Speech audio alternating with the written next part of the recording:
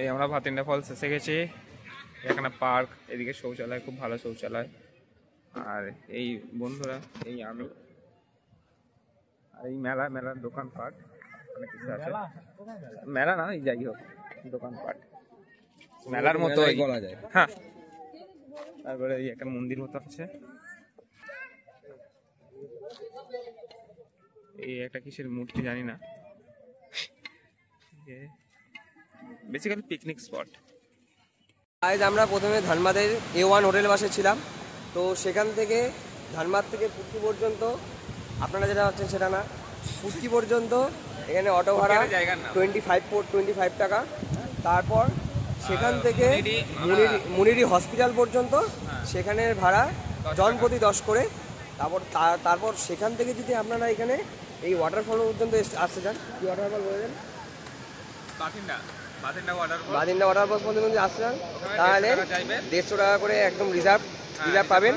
আর যদি অনেকটাই হাঁটা, মানে হাঁটা যদি বলতে পারেন তো কত 1 ঘন্টার মতো হাঁটা, 5 কিলোমিটার রাস্তা, অনেকটাই। আর যদি অটোটাকে একদম বুক করতে চান যে আপনাদের নিয়েও যাবে, একটু দামাদামি করলে হয়তো 300-তে মেনে যেতে পারে, 350 চাইবে আপনাদের কাছ থেকে। আর এটা হচ্ছে যখন যদি থাকে অটো, মানে থেকে আবার যদি আমাদের নিয়ে যায় সেটার জন্য একটা আলাদা চার্জ নেবে। আর এখানে আবার পার্কিং এর জন্য হয়তো 30 টাকা করে চার্জ নেবে, এরকম ব্যাপার আছে। এবার দেখা যায়, আমরা তো রিজার্ভ করিনি, ফেরার সময় হয়তো হেঁটে বা অন্য কোনো রাস্তা দেখা যাবে, সেটা পরের ভিডিওতে জানানো হবে। এটা হচ্ছে ফলস, আর ওখানে সামনে বোটিংয়েরও জায়গা আছে, আপনারা যদি চান বোটিং করতে পারবেন ওখানে। আরেকটা মানে শুরুতে হয়তো অনেকে ওই ধানবাদ থেকে বলবে 400 টাকা 450 টাকা, ওগুলো না নেওয়াই ভালো। কারণ এখানে এসে কি পরিস্থিতি হবে, ওরা হয়তো পরে আরও টাকা চাইতে পারে। এখানে পার্কিংয়ের জন্য এক্সট্রা চার্জ হয়তো আপনাদের নিজেদের পে করতে হতে পারে। একটাই ভালো, ওই লোকাল গাড়িতে আসা আর এসে এই জায়গাটা, এখান থেকে আবার হেঁটেও যাওয়া যায় মুনিরি পর্যন্ত। আর মুনিরি থেকে পুটকির অটো, আর অটো ওখান থেকে আবার ধানবাদ। এটাই সহজ রাস্তা হবে, মানে সহজ বলতে ঠিকঠাক প্রাইসে ঘুরতে পারবেন। এই হচ্ছে ফলস, ওয়াটার ফলস। এবার আমরা নামবো, দেখা যাবে স্টেডিয়াম। জিলেপি আর আলু পরোটা আর আমরা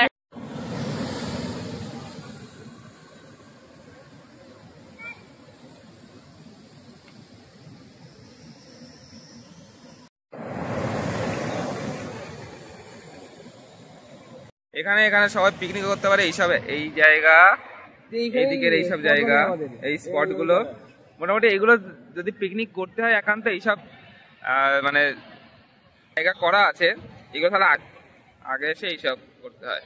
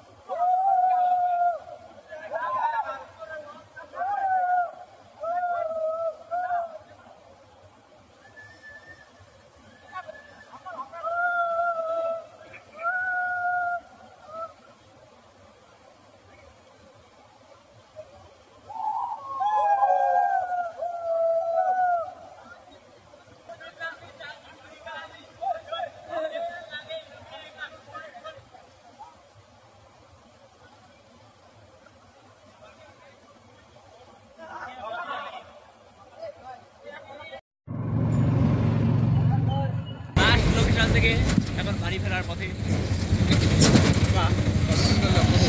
সেই মজা করেছি, তোমরা ভাবতে পারবে না এতটা মজা। ভাই সাহাব,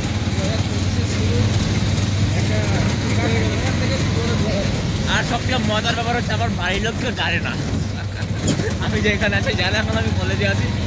যখনই ফোন করে আমি বলি কলেজে, ও কলেজেই ঘুমাচ্ছে, ওখানেই খাচ্ছে, ওখানেই থাকছে, সবসময় কলেজে। আমরা ফাইনালি আমাদের ট্রিপ সফলভাবে পূরণ করে আমরা হাওড়া স্টেশনে পৌঁছে গেছি। আর আমরা হাওড়া স্টেশনে যেটার জন্য অপেক্ষা করছিলাম মেনলি, আমরা যাওয়ার সময় ওই যে টিকিট ক্যামেরাটা এই যে সিক্রেট ক্যামেরাটা চলছিল, আমরা একটা অভিযানে ছিলাম, অভিযানটা কমপ্লিট হলো না কারণ আজকের একটা টিটিও নেই, টিটিকে দেখা গেল না। অন্যদিন এখানে- টিটিরা না, প্যাসেঞ্জারদের আমরা টিকিট নিয়ে সামনে দেখিয়ে দেখে মুখে ছুঁড়ে মারবো বলে। অন্যদিন হ্যাঁ গরিব গরিব চলে গেছে এখন।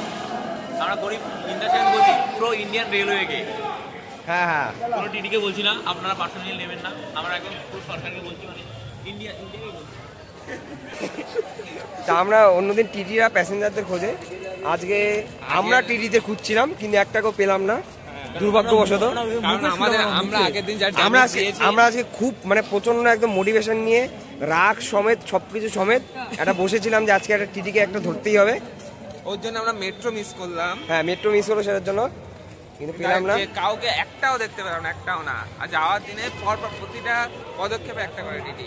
হ্যাঁ যাওয়ার সময় মোটামুটি 6 জনের মতো আমাদের দাঁড়িয়ে টিকিট দেখেছে, আর এবার একটা টিটিও নেই, কেন জানি না। একদিন অন্যদিন হাওড়া আসবো, এসে টিটি ধরবো। আমরা প্ল্যাটফর্ম টিকিট কাটবো সবসময়, এসে একদম টিকিট ছুঁড়ে মারবো, মানে মুখে ছুঁড়ে মানে খাইয়ে দিব তো টিকিটটা। ঠিক আছে।